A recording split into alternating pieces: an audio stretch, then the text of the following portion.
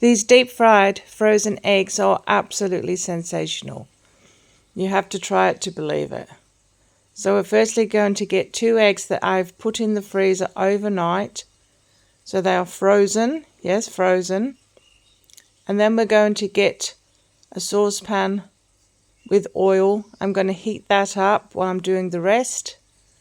So I've got 1 egg that I'm beating to a creamy consistency. Now this is to coat our eggs before we fry them. So I'm just going to beat that up until it's a creamy consistency, like this. And then we're going to get our panko breadcrumbs, and we're going to add our coriander, and we're simply going to mix that together with those breadcrumbs until it is all combined. Next we're going to get our frozen eggs, and we're just going to take the shell off. Best way is to run it under cold water and it comes off really easily. Then we're just going to pop that egg into the flour,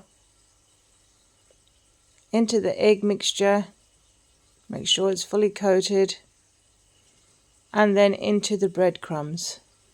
This is how quick and easy this is. And we've got our oil cooking in the background so that it's nice and hot when we put these in. You want it to be bubbling. And once you've coated your egg, I'm going to get the other one, do the same. Now I've got a little bit more flour and breadcrumbs than I need here because I am actually going to make a couple more later on. So I've made up a bigger mix, but the mixes in the instructions are what you need just for the 2. So once again, just going to coat that egg like this until it's all coated,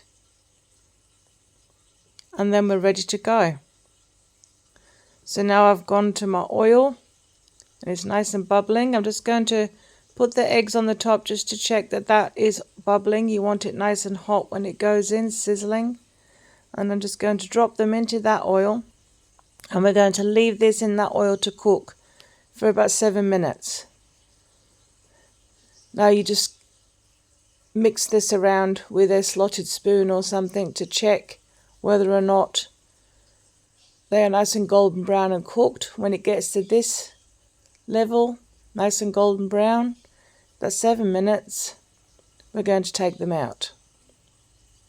I'm just going to drain them, and then look at that. Unbelievable. Now I'm going to cut them in half so that you can see the insides of them. Wow. Now that yolk is actually got a very soft texture to it, and these are absolutely beautiful. I'm going to put a little bit of oregano, salt and pepper on the top to serve them up. Well worth it. Give them a try.